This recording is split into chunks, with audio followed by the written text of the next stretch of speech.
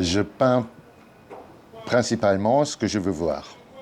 Donc voilà, j'ai une idée ou je vois une photo ou j'ai une inspiration et j'essaie de la réaliser au mieux. Ça, c'est en fait la chose. Et je recherche l'esthétique, que ce soit toujours esthétique, et la beauté. Je suis un hypersensible, et ça veut dire toute chose qui se passe autour de moi, je les prends amplifiées, et je ne peux pas m'en foutre comme tout le monde. Et ça, c'est le grand problème. Donc je prends tout à cœur, et donc pour le transformer en quelque chose, c'est la peinture qui m'aide.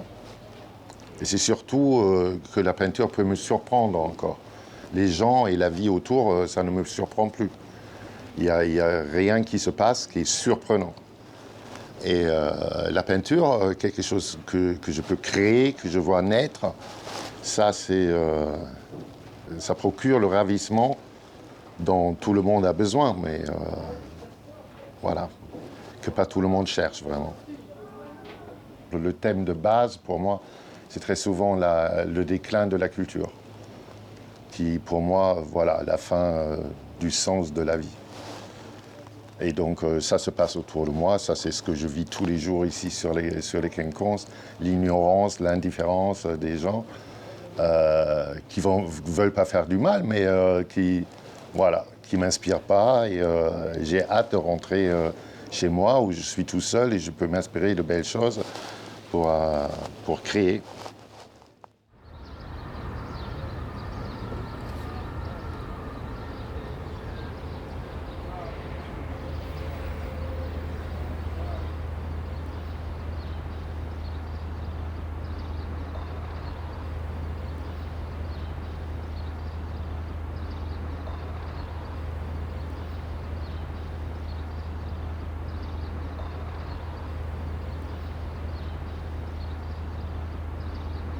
Je prends le tram tous les jours. Ah ben quelle horreur, hein. Mais pour moi, c'est la descente aux enfers que je fais sur mon tableau de Dante. Voilà, c'est incroyable. Et à chaque fois, je me dis, mais c'est toi, tu deviens vieux, tu interprètes mal le monde. Mais tous les jours, il y a la nourriture pour ça, quoi. Le non-respect, plus personne regarde qui que ce soit. Quand on regarde quelqu'un, parce qu'on trouve, ah oui, c'est une jolie femme, c'est un joli mec, bah, ils se sentent agressés. Tout est agressif, tout est... non, non, non.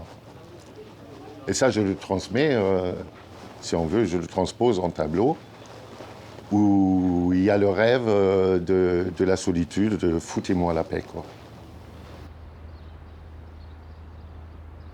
Quand je vois les gens de mon âge qui s'en foutent déjà de tout, qui tirent leurs enfants pour ah non, pas la peinture, nous on cherche un miroir. Eh ben voilà, non, non. Moi je suis pas d'accord. Et c'est pas parce que je veux que les gens aiment ce que je fais, pas du tout. Qu'ils s'intéressent. Mais ça c'est raté, hein. Et ça c'est irrattrapable, hein. Par quoi est-ce que tu veux changer ça? La bêtise règne.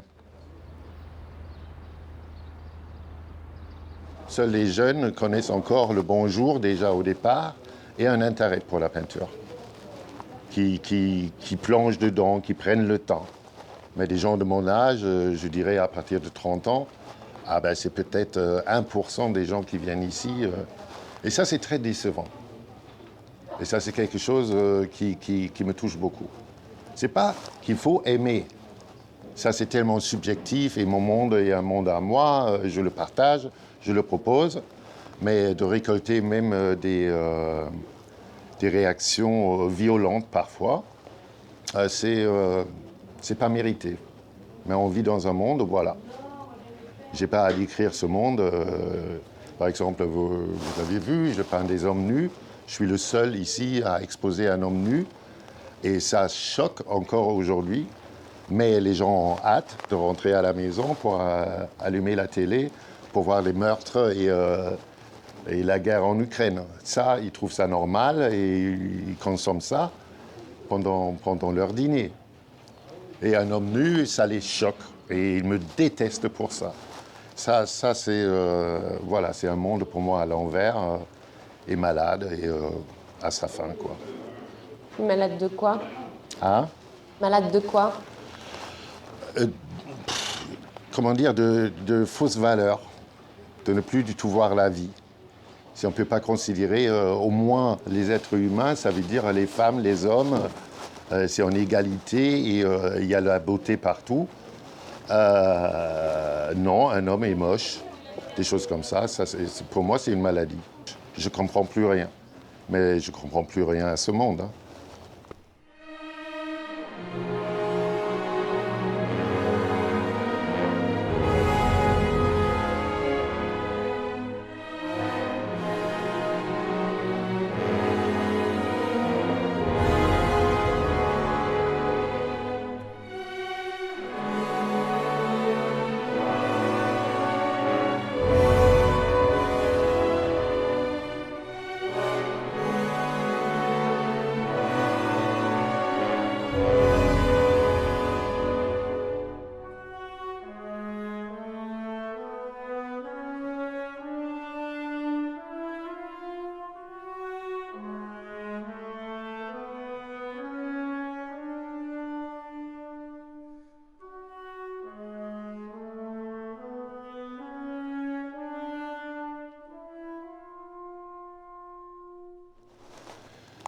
Qu'est-ce que j'ai en ce moment? Ah oui, Tchaïkovski, la sixième, la pathétique.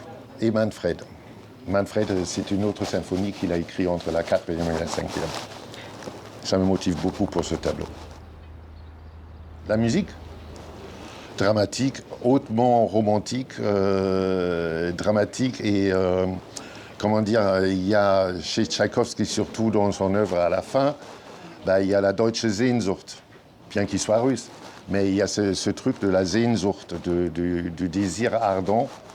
Et c'est tragique quand même en même temps. C'est bien tragique. Ça n'a rien à voir avec le lac des cygnes ou quelque chose comme ça, qui est plutôt joyeux. Non, là, il parle de lui et de son refoulement, de son homosexualité et tout ça. Ça, c'est intéressant et ça me parle.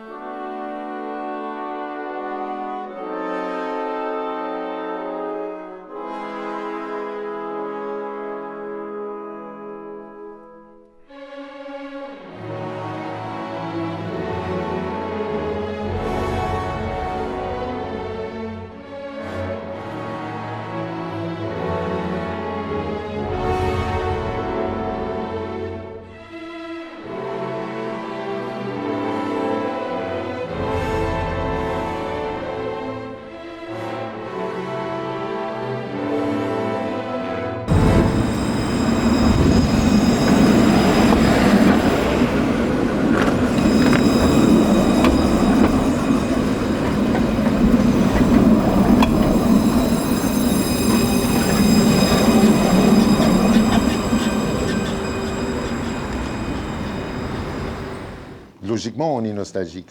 Parce qu'il y a, s'il y a la belle architecture, un joli outil, s'il y a quelque chose de beau, c'était avant qu'on a construit ça. Aujourd'hui, bon, dans l'architecture, je ne veux pas faire le dinosaure à la con.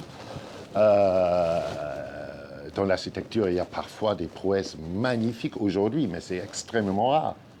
Moi, je pleure quand je vois, ça me touche énormément, ce qu'ils font de Bordeaux, tout ce qu'ils ont construit autour. Les matériaux de merde qui vont dégrader en 5 ans, c'est moche, c'est déjà moche dans la construction, c'est que des boîtes à chaussures. Il n'y a aucun esthétisme, aucune chose qui rappelle le beau. Et moi, je trouve ça inhumain. Et avec les mêmes moyens financiers et tout, on pourrait créer quelque chose de beau.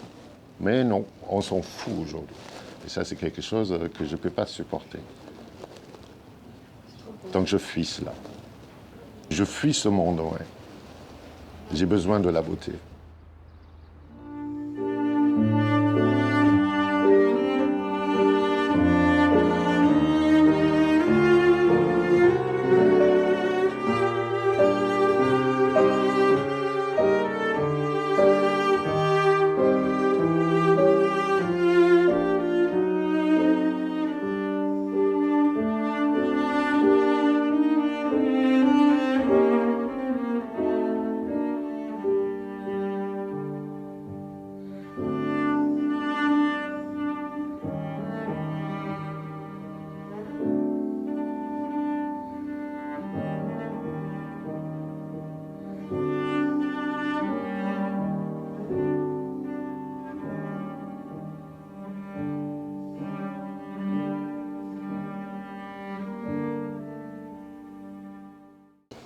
Je fais que proposer. Et les jeunes qui viennent et qui sont absolument surpris de voir ça, parce que c'est pour eux original et nouveau, après, qu'est-ce qu'ils vont faire? Ils ne vont pas chercher plus loin, parce qu'ils ont leur téléphone, ils sont conditionnés à ça. Et donc, moi, je ne me fais pas de rêve, hein, j'ai aucun espoir. Et ça me désole énormément pour la jeunesse. Parce qu'ils ils se perdent, il n'y a plus aucune culture. Quand ils disent oui, c'est inspiré de quoi? Je dis j'ai écouté du Mozart, du Beethoven, du Tchaïkovski. C'est quoi? Quand j'entends ça comme réponse, qu'est-ce que tu veux faire? Où est-ce que tu veux commencer un remède à ça? Si l'éducation ne fait pas son boulot pour proposer au moins. On peut refuser après. On peut dire ça me fait chier cette musique. Je suis bien d'accord. Mais au moins le connaître. Ils ne connaissent plus rien. Et ce n'est pas de leur faute. C'est pour ça, le vestige et surtout celui-là, le toit, c'est des tableaux qui parlent de Lost Generation and No Man's Land. Parce que ça me touche énormément, parce que tout le potentiel est là. Tout ce qu'on construit, les temples de culture aujourd'hui, c'est du Ikea. Et les gens, un jour, ils vont quand même se lasser, je pense. Mais qu'est-ce qu'ils vont faire après? Encore plus moche, encore plus fonctionnel, encore plus... Moi, je dirais le remède, c'est mettre les mains... comment est-ce qu'on dit ça? Les mains à la pâte. Et construisez quelque chose de beau. Construisez des outils qui sont jolis, qui sont efficaces, comme à l'époque. Et là, je suis bien d'accord d'être nostalgique, parce qu'à l'époque, tout était beau. Les outils étaient jolis à regarder et efficaces. Aujourd'hui, ça casse après peu de temps, tout est plastique, tout est moche. Non, il y a encore quelques passionnés. Mais qu'est-ce que vous allez connaître, par exemple, pour se réaliser à mon époque? Moi, j'ai créé à l'époque, avec une équipe de 100 personnes, un spectacle, sans argent, avec un grand orchestre et tout ça. C'était possible, mais fais ça aujourd'hui. Tu ne trouves même pas un lieu, tout est payant, tout est compliqué, la paperasse et tout. Non, pour les jeunes, c'est très, très, très compliqué.